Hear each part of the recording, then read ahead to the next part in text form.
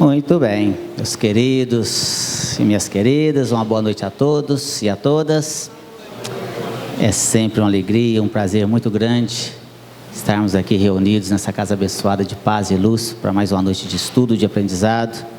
Queremos também levar aqui os nossos cumprimentos, nossas boas-vindas aos nossos amigos internautas, visto que o nosso estudo é gravado e disponibilizado no nosso site, na internet, onde milhares de pessoas têm aqui estudado junto conosco, e a gente fica muito feliz com isso.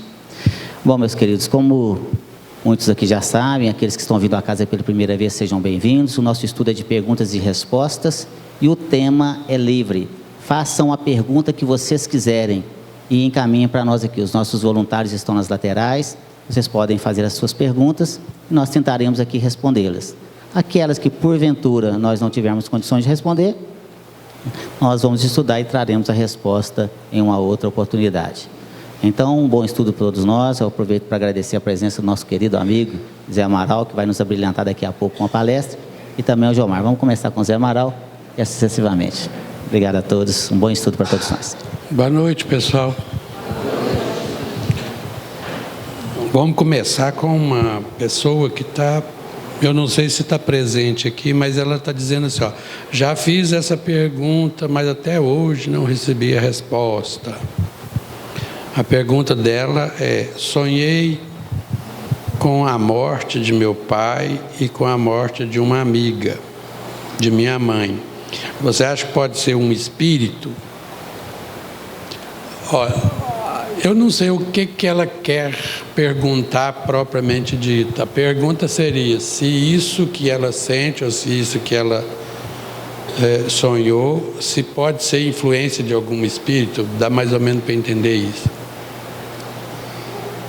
A questão é o seguinte: quando a gente sonha com morte, é muito fácil de a gente modificar as nossas impressões. Quando a gente volta, por exemplo, é muito fácil a gente confundir o que realmente aconteceu. Porque nós temos tendências a acreditar em certas coisas que são, né, colocadas para nós diante de uma primeira impressão. Quer ver? Por exemplo, as pessoas que falam, sonho que estava morrendo, ou sonhei que estava morto, geralmente é a pessoa que está fora do corpo físico, que se vê deitado fora do corpo físico. Então, ao ver um corpo deitado, se você está andando pela rua, presta atenção, se você está andando pela rua e tem um corpo deitado no chão, na calçada, qual que é o primeiro pensamento que vem na sua cabeça? Está morto. A primeira coisa que você vai fazer é olhar o peito para ver se está arfando. Se estiver respirando, você, né, comumente a pessoa passa de largo e vai embora. Deixa o coitado dormir sossegado. No mundo espiritual é a mesma coisa. Se você vê uma pessoa deitada, ela pode até, hipótese, vou especular aqui um monte de possibilidades. Ela pode ter sonhado com o pai dela dormindo e achado: meu pai está morto. Pronto, uma hipótese. Pode sonhar com as pessoas e achar que está morto.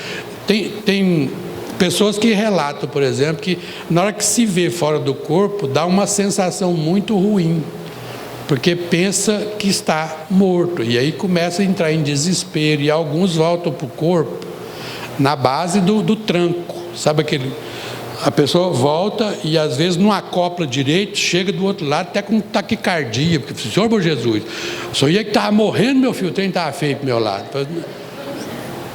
É tudo falta de treino, falta de estudo, falta de técnicas de reconhecimento do que significa um desdobramento ou uma atuação no mundo espiritual, e a confusão que a gente faz com o sonho e a confusão que a gente faz quando a gente volta para a mente física. Então, é melhor não esquentar muito a cabeça com isso, não. Se tiver espírito atuando, se não tiver espírito atuando, é melhor ficar mais quieto, ou então procure estudar seriamente o assunto. Se estudar seriamente o assunto, vai perceber que esse assunto da projeciologia, ou seja, lá o nome que se dê, da emancipação da alma, rico de conhecimentos, rico de experiências para todo e qualquer ser humano. Vale a pena dar uma olhada.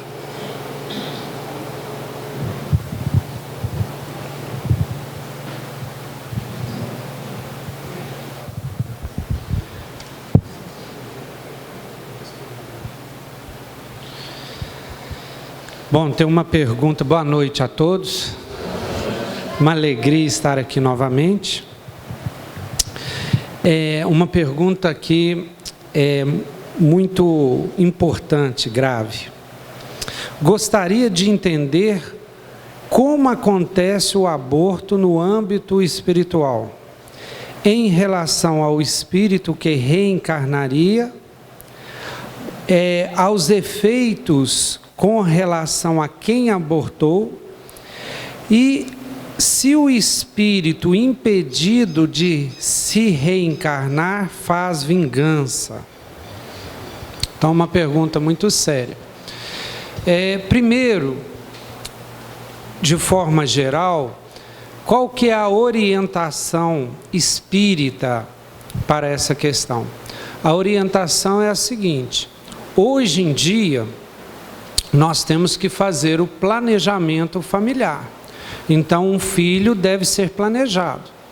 E o Espiritismo, diferentemente de outras religiões, ele não tem nada contra aos métodos contraceptivos que não sejam abortivos. A pílula, a camisinha e todos que evitem a gravidez indesejada. Aliás, incentiva o uso para que não aconteça a gravidez indesejada.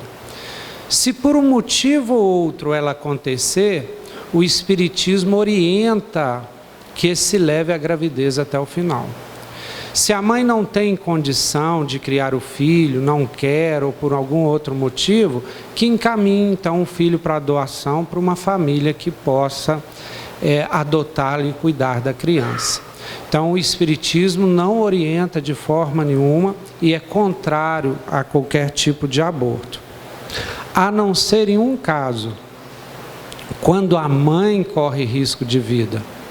Nesse caso, o Livro dos Espíritos responde mais ou menos assim: é preferível que se interrompa a reencarnação de quem está no começo, está iniciando, do que a reencarnação de alguém que já está há muito tempo reencarnado. Então, é a única condição. Nem no caso de violência sexual, abuso sexual, o Espiritismo orienta o aborto. Agora, se aconteceu o aborto, como ela falou aqui, em relação ao espírito que reencarnaria e em relação a quem cometeu o aborto, o que acontece? O espírito, tanto do ser que foi abortado, quanto da mãe que abortou, ele é um espírito individualizado numa determinada faixa evolutiva. Então é impossível da gente responder essa questão de uma forma generalizada. Vai depender daquele espírito e vai depender daquele espírito que foi abortado e daquele espírito que abortou. Tem espíritos muito evoluídos que, por exemplo, vão perdoar a mãe. Vão perdoar, vai passar por aquilo, vai tentar de novo, vai abandonar aquela tentativa daquela família e vai reencarnar em outra família. E tem espírito que vai ficar muito raivoso, vai ficar muito decepcionado, vai querer se vingar. Então, depende daquele espírito que estava naquele processo, da evolução espiritual. Assim como a recuperação da mãe, ou daquela que seria mãe, também vai depender daquele espírito, do que ela vai fazer depois desse ato. Se ela vai buscar corrigir isso, praticando o bem, fazendo o bem.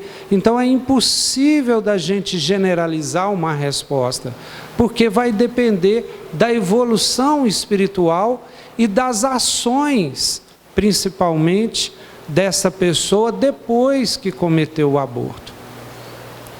Por Espiritismo não existe aquela ideia de pena eterna, de inferno, de pagar eternamente por o erro, não.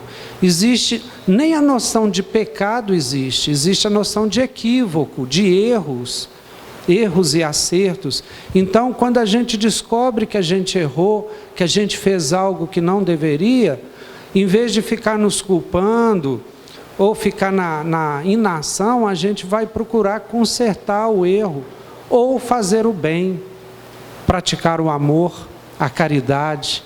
Pedro afirmava que o amor cobre uma multidão de pecados.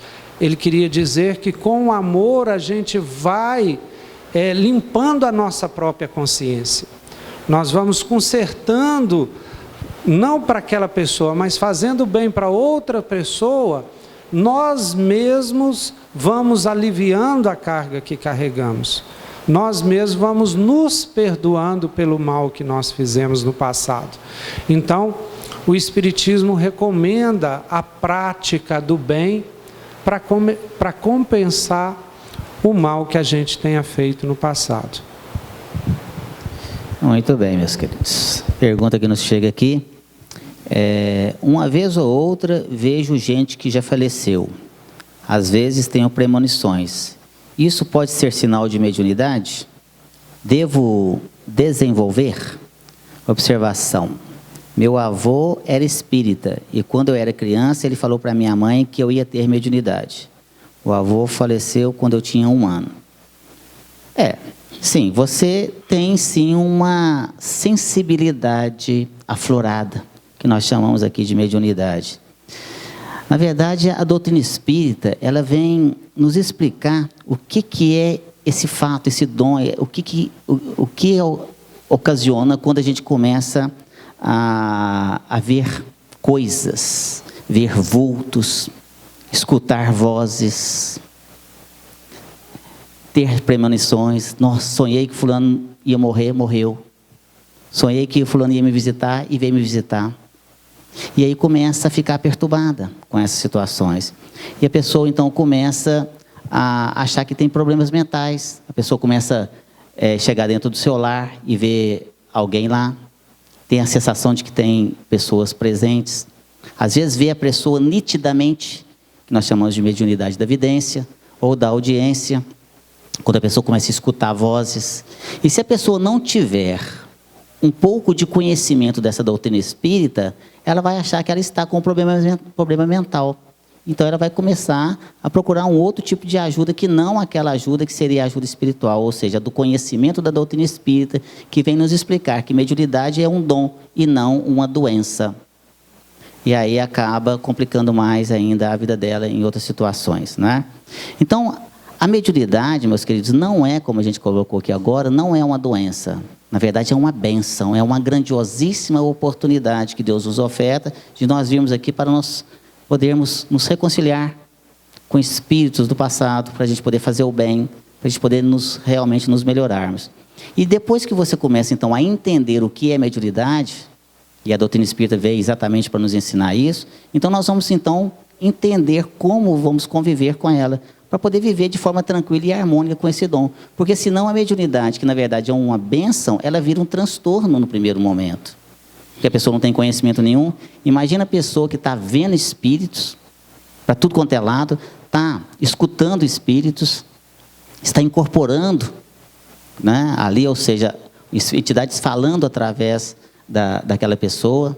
E quando a pessoa não tem conhecimento nenhum, que nós chamamos aqui de um médium deseducado, ou seja, um médium que não tem nenhum conhecimento, não tem educação mediúnica, ele dá passividade e muitas vezes ele não se lembra o que está acontecendo, a entidade toma conta mesmo, ali de todo o seu corpo. Ou seja, ele começa a bater nas pessoas, quebrar as coisas, fala coisas, e depois quando ele volta a si, ou seja, quando a entidade se afasta dele, ele vê aquela, o que aconteceu? O que eu estou fazendo aqui? E isso acontece muito mais frequentemente do que vocês possam imaginar. Todos os dias, olha só, hein?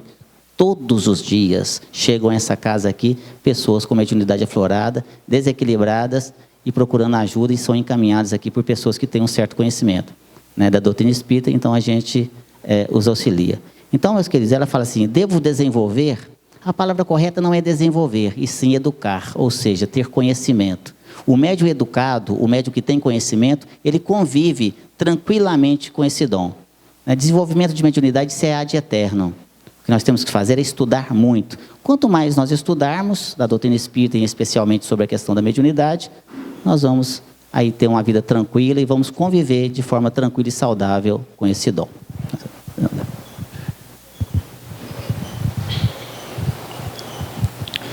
A respeito de doação de órgãos. Quem doou seu órgão, o espírito teria vontade de aproximar de quem recebeu esse órgão? É uma boa pergunta, né? Todo mundo começa a ficar encucado com isso. Olha, gente, alguém já casou aqui? O dia do casamento é um dia esquisitão, não é? Fica tudo meio zaranzado. Uma semana depois, se você perguntar para a pessoa, o que aconteceu no dia do seu casamento feminino, sério, eu não estava nem lá. Porque confusão. Agora, tenta imaginar, nessas situações marcantes, limites da vida do indivíduo, né? Dentre elas, nessas situações, a gente pode colocar o dia da nossa morte. O espírito está tão atarefado, está tão envolvido com tudo que está acontecendo com ele, que ele não vai parar para perguntar para peraí, eu tenho que ver para quem é que eles vão dar os meus órgãos ali. Ó. Isso é especulação nossa. Porque nós ainda ficamos pensando assim, será que o órgão vai fazer falta para a pessoa lá no mundo espiritual? O órgão é físico, ele vai para o mundo espiritual com o corpo espiritual, o corpo perispiritual. O órgão dele está lá no perispírito, não deixa nada aqui não.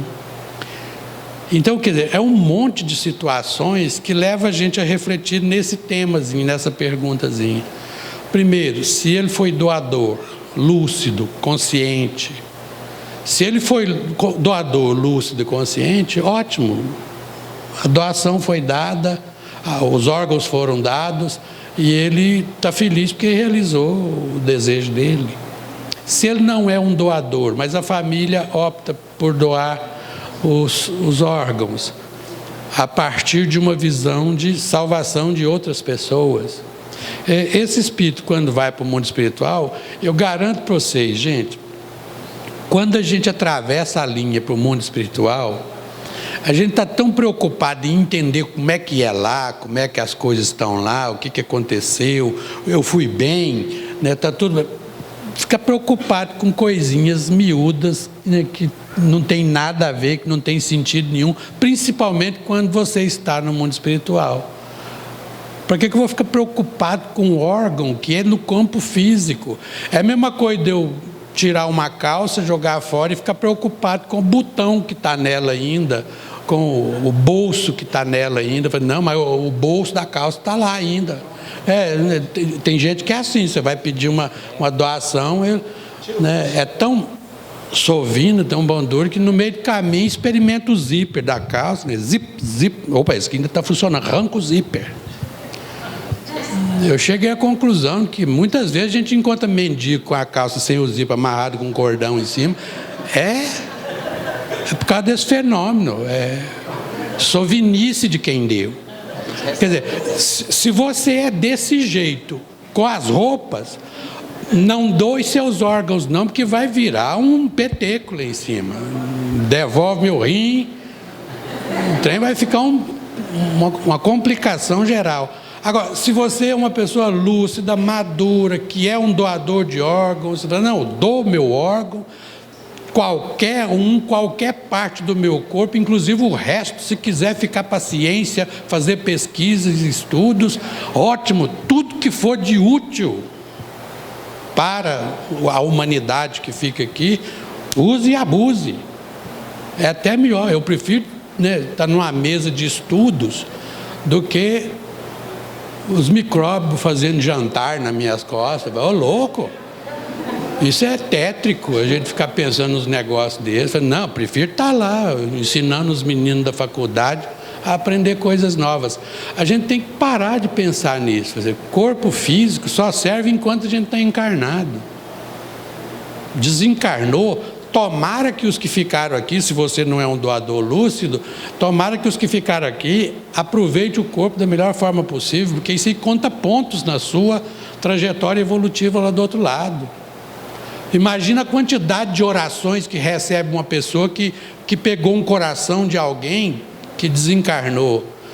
Toda hora que esse indivíduo olhar o coração dele e respirar e acordar de manhã, ele vai endereçar uma prece que vai direto para você.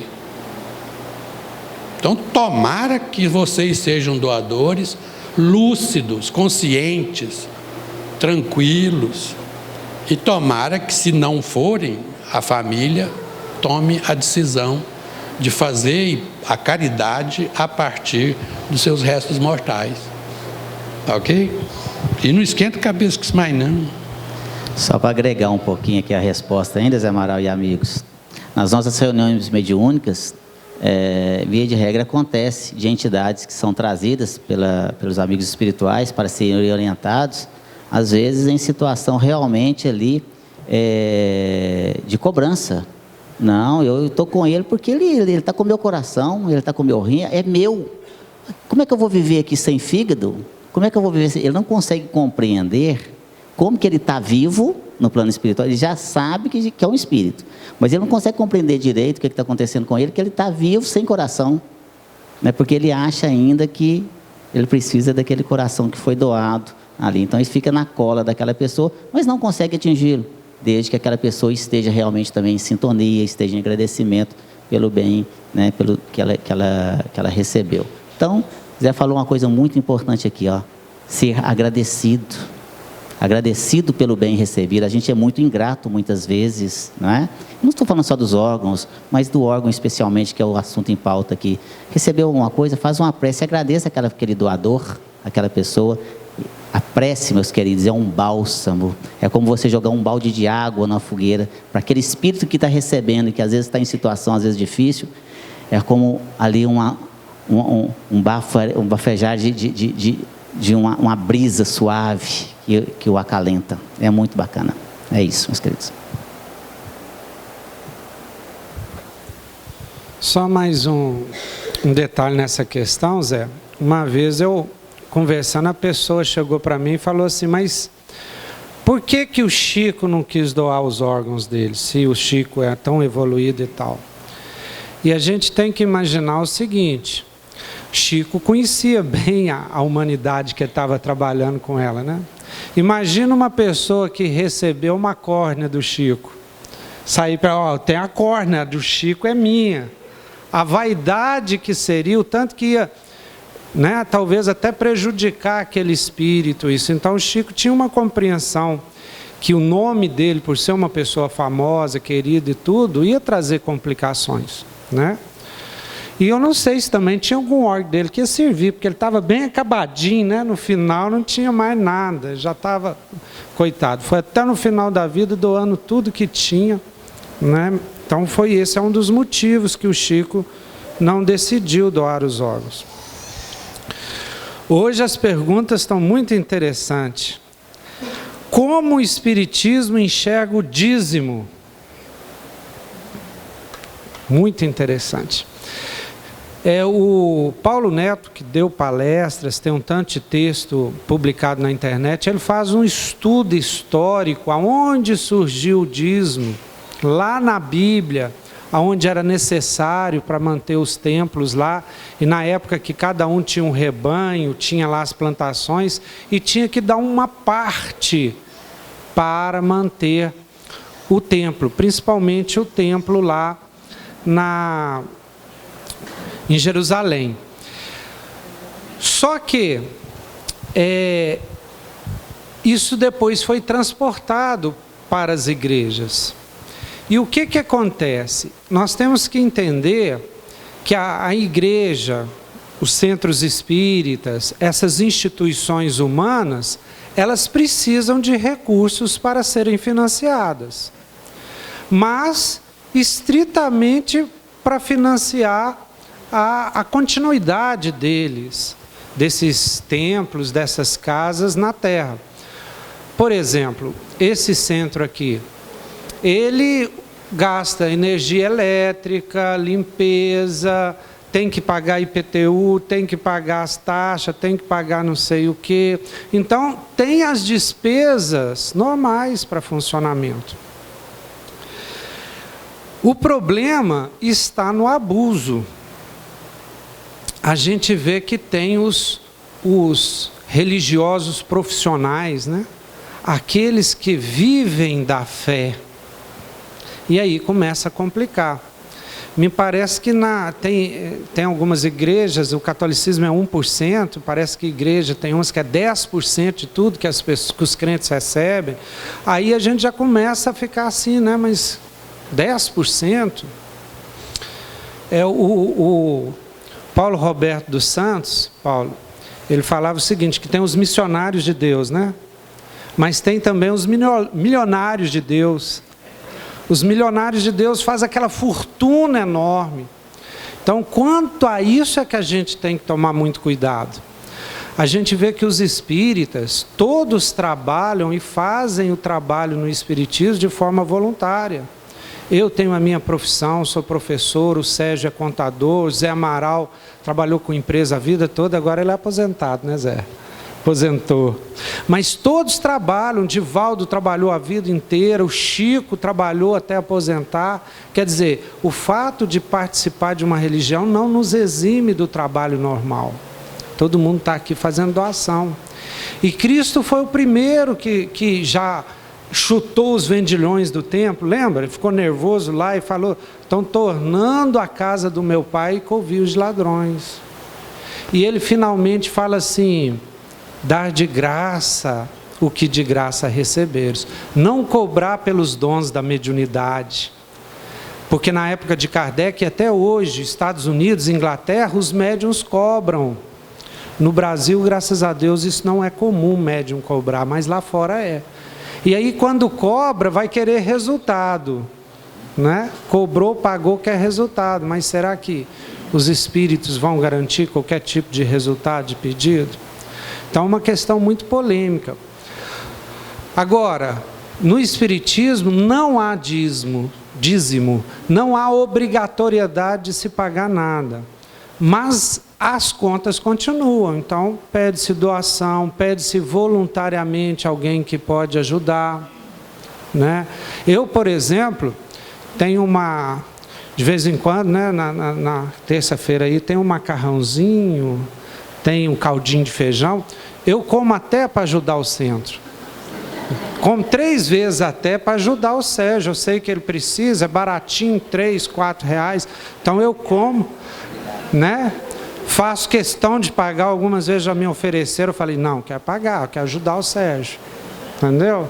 Então, a gente ajuda, né? Dessa forma, de outras formas, assim, para manter a casa, porque o espírita também não foge do ser humano, não, né? O que o Zé Amaral estava falando ali, eles brincam até que o espírita tem escorpião no bolso, já ouviram falar isso? Que custa ajudar.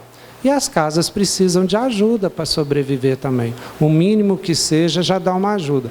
Imagina uma casa desse tamanho, só de energia elétrica, o tanto que deve gastar, né? E, é isso. Então, o espiritismo não cobra, mas assim como as outras instituições tem que ter, porque não é uma instituição com fins lucrativos. Aqui não gera dinheiro. Tudo é doado e mantido à custa de doação. Interessante. Eu queria saber como que o espiritismo vê a doação de sangue.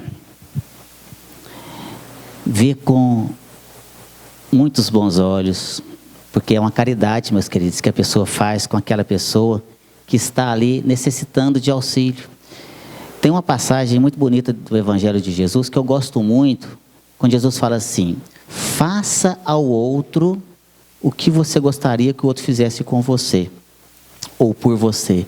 Imagina você ou um ente querido seu que está lá no hospital, no leito, aguardando ansiosamente ali o auxílio e precisando muito da doação de um sangue ali, e às vezes até de um sangue de um tipo mais difícil de se conseguir, né? E você tem esse sangue. Então, o que você faz?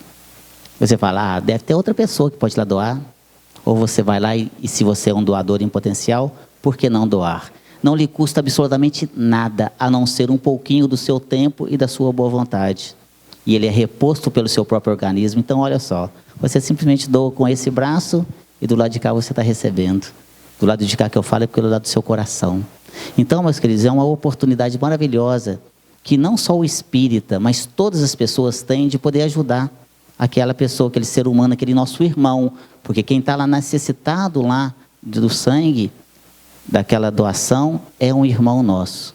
Então vamos sim doar. O espiritismo é totalmente a favor, sim, de toda essa caridade maravilhosa. Sabemos que tem algumas pessoas contrárias à doação do sangue, né? Às vezes tem até, a gente já viu aí, que o juiz teve que dar uma liminar para que aquele doente pudesse receber o sangue, porque a família ali era totalmente contra.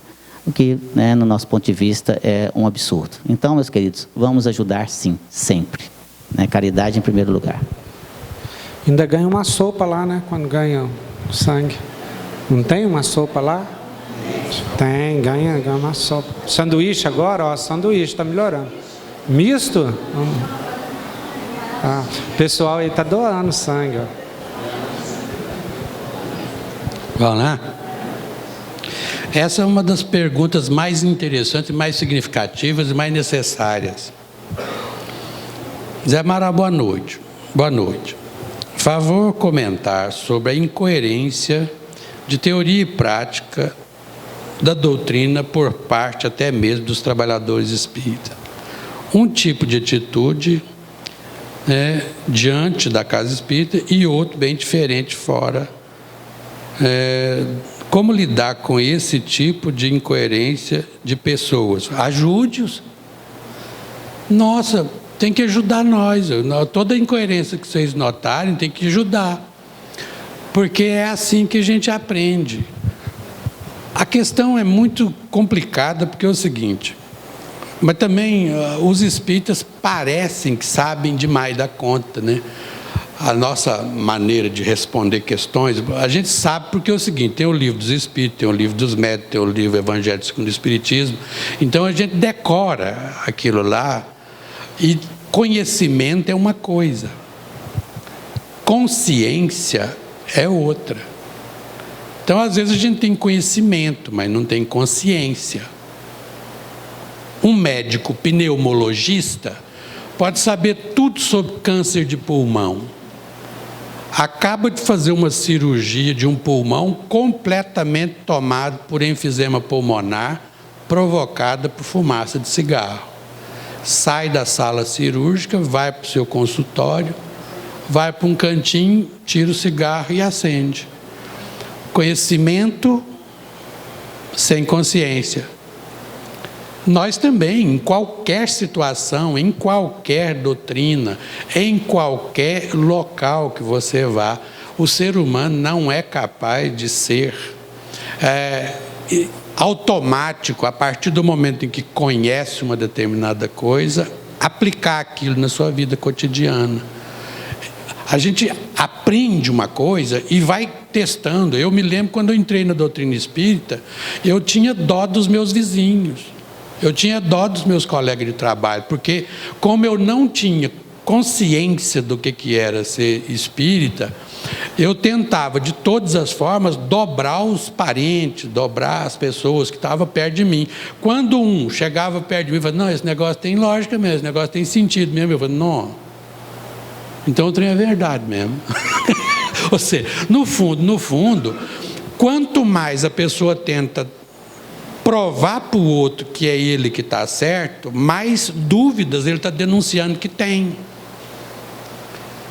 E isso é para qualquer pessoa. Vê a gente aqui respondendo perguntas, às vezes as pessoas cobram da gente Às vezes a pessoa acaba de assistir uma palestra e depois vira para a gente, a Ana, minha esposa, quando está perto, ele chega perto dela e fala: nossa, eu queria ter um marido assim. Ela fala: leva essa desgraça e some com isso para lá, pelo amor de Deus.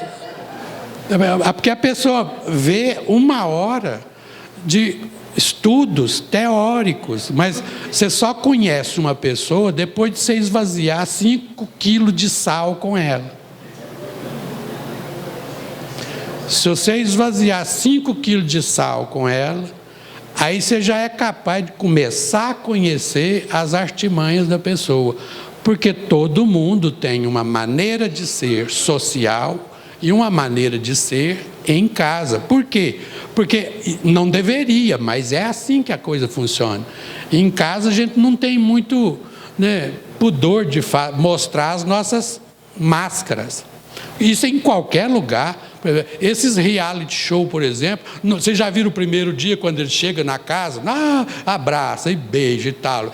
4 dias depois já começa, farpa para lá, farpa para cá. Por quê?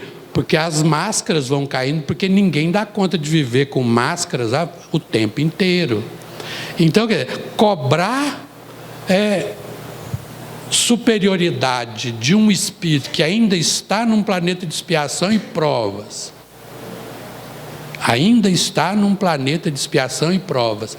continuamente em provações, em trabalhos duros, às vezes, de expiações. Meu filho, eu me considero muito bem acompanhado, porque Paulo de Tarso, no final da vida dele, quando já estava chegando no ocaso, já faltando umas semaninhas para ele morrer, ele fez uma reflexão que deixa qualquer um tranquilo para continuar na luta, para continuar e não desistir. Porque alguém aponta uma falha, a gente tem que aprender a agradecer esses apontamentos, porque isso é crescimento para a gente. É aprender, olhar, corrigir no que der conta de corrigir e seguir em frente e não desanimar. Paulo de Tarso, no final da vida dele, fala assim: o bem que eu queria fazer, não consigo fazer, e o mal que eu não quero fazer, esse sim, eu sou pródigo em fazer.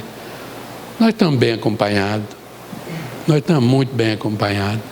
Então, não adianta você cobrar perfeição de quem está no caminho ainda, de quem está na trajetória evolutiva. Não é possível a gente fazer isso. O que a gente tem é que ajudar uns aos outros. Quando vê uma incoerência, aproxime e fala assim: oi, isso que você está dizendo está incoerente com isso que está aqui, me permite fazer essa pontuação? Não é por maldade, eu não estou querendo ser superior a você, eu não estou querendo te derrubar do pedestal, eu estou apenas contribuindo com o que eu já aprendi com você e com muitos outros, que isso aqui está incoerente. Nossa, menino, você vai ganhar um abraço de alegria, de tanto agradecimento. Se for comigo, pode deixar que eu faço isso tranquilamente.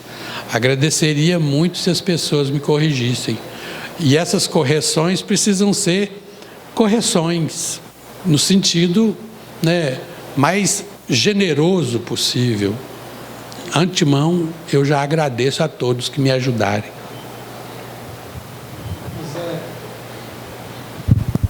Zé, o Emerson Pedersoli, no último CETESP, na última palestra, ele deu um exemplo nisso aí que me marcou muito.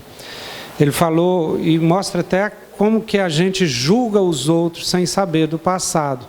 Que ele tinha um amigo espírita que, sem querer, ele viu o amigo falando um tanto de nome feio e gritando no trânsito, num evento do trânsito, que o carro fechou e tal.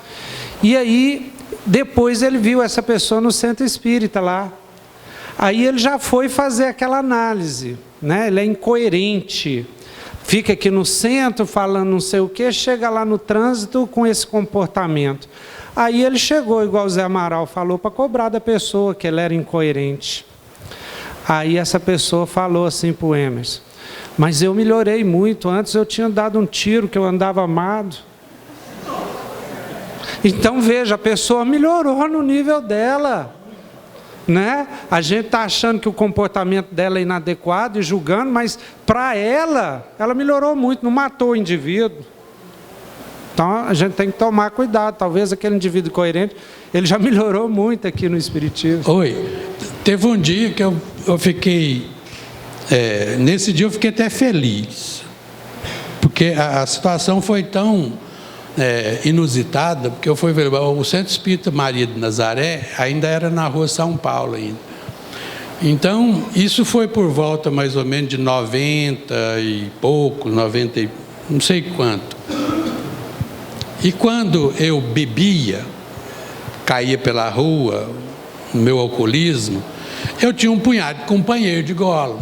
Sabe aqueles companheirão mesmo, né, que topa, que é do esquema, tanto de cá quanto do mundo espiritual. E eu ia fazer a palestra na quinta-feira lá no Maria de Nazaré.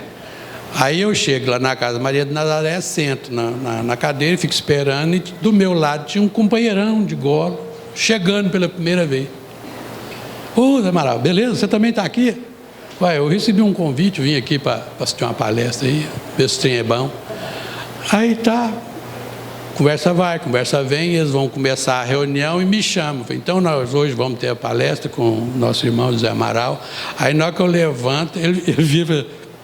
Ah, não é possível.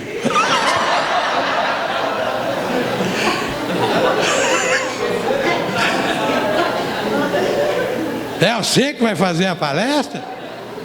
Não, nós estamos lascados.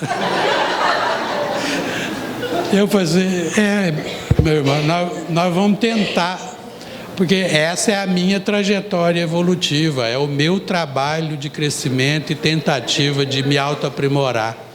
Eu espero que você também encontre aqui. E todos que estão aqui na Casa Espírita, não é porque a gente está aqui na frente que a gente tem alguma hierarquia que determina, não. É apenas, né, o fator de boa vontade. Eu tenho, graças a Deus, essa boa vontade de vir aqui e falar e mostrar minha face com toda a minha timidez, porque é a melhor posição, é quando você se coloca diante, porque aí a cobrança é quase que imediata e mental, e isso faz a gente crescer quase que aceleradamente. Aí eu falei para ele, assim, mas assiste aí, depois da palestra você me dá a sua nota. Ele assistiu e nunca mais deixou de ir nas reuniões, até quando ele mudou-se de Divinópolis, e não ouvi mais depois disso. Mas era uma situação mais ou menos nesse nível. Não tenhamos medo de enfrentar a situação de crescimento. Temos que enfrentar. Se você esperar o dia que você for perfeito para depois fazer um trabalho dessa envergadura, você jamais vai fazer. Então tem que começar. Tem que começar. E quanto maior as pedradas, mais você aprenderá. Em primeiro lugar, boa noite. Não tive contato com a minha família. Não tive uma família de verdade com meus pais e irmãos. Sou casado e tenho 2 filhos maravilhosos. Porém, a mais velha entra muda e sai calada de casa. E o mais novo é tudo o que eu queria ser para os meus pais se eu tivesse uma família de verdade. Eu não tenho palavras para explicar o tanto que ele é bom para todos na nossa casa. Por favor, me explica isso, se tiver alguma resposta. A resposta é a reencarnação. É a sintonia, antipatia e sintonia dos espíritos. Eu não posso explicar o passado espiritual da sua família, mas eu tenho certeza que seus filhos têm um vínculo espiritual com você.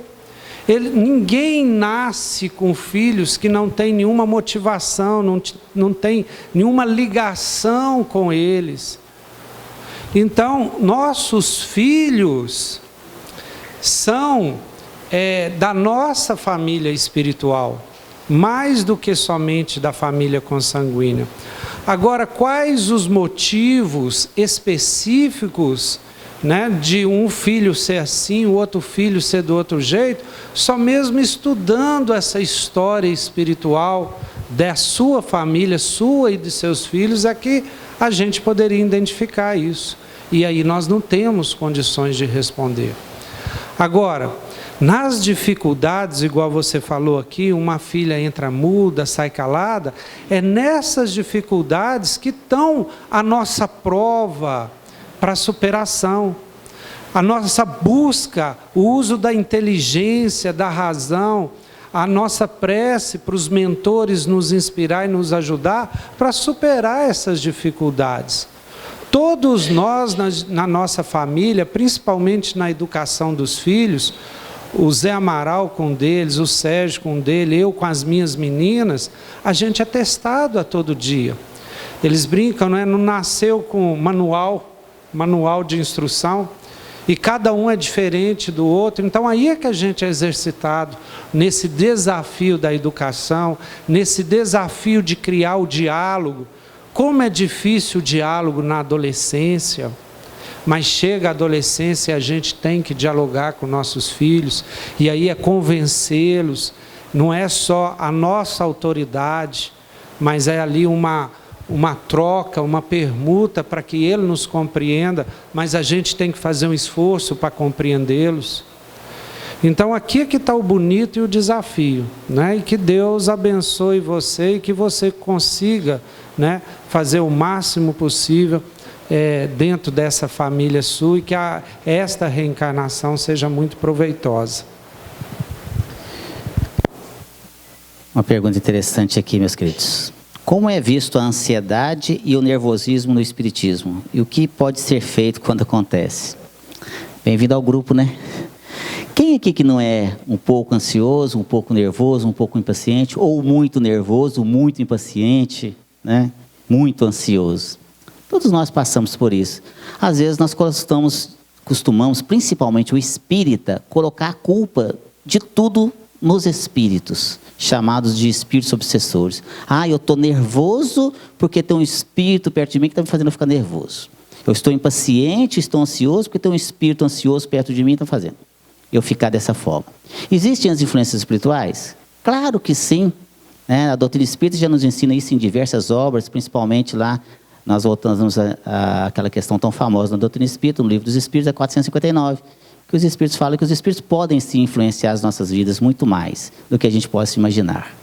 Mas, olha só, o objetivo aqui é nós mesmos nos melhorarmos. João Mar já praticamente respondeu uma boa parte dessa pergunta aqui. Nós estamos aqui nessa reencarnação para nos melhorarmos. E é através da oração, da prece, da perseverança, da boa vontade, de nós nos melhorarmos a cada dia. Ou seja, aqueles entes queridos aqui, principalmente aqueles que estão no nosso lar, que são realmente a nossa prova. Agora, se nós viemos com vários defeitos, vamos chamar assim, nessa reencarnação, nós temos a obrigação aqui, o objetivo maior é de nós nos melhorarmos. Então aí vem a máxima de Jesus: orai e vigiai. Vigiai o quê? Vigiai os nossos pensamentos, as nossas atitudes. Vamos estar atentos e vigilantes para nós não cairmos aqui em quedas, para que nós possamos sim, aqui, está nervoso? Conta até 10, até 100, até 1000, antes de falar alguma coisa. Faça como o nosso querido e saudoso Chico Xavier nos ensinou: beba água da paz. Os nossos espíritas temos aqui sempre a nossa aguinha fluidificada, não é verdade? Todo mundo tem a sua garrafinha. E aí então você vai pegar uma água fluidificada. Quando você estiver nervoso, se estiver bravo, se estiver querendo xingar as pessoas, xingar seus filhos, sua esposa, seu marido, seus pais, você vai lá e coloca um pouquinho de água fluidificada no copo. Só funciona com água fluidificada, né, Zé? Não funciona com outra água. Se você colocar água mineral, água do filtro, não funciona. Tem que ser água mineral, água fluidificada. Aí você pega a água fluidificada, você está bem bravo. Você pega a água fluidificada. Aí você faz isso aqui, ó.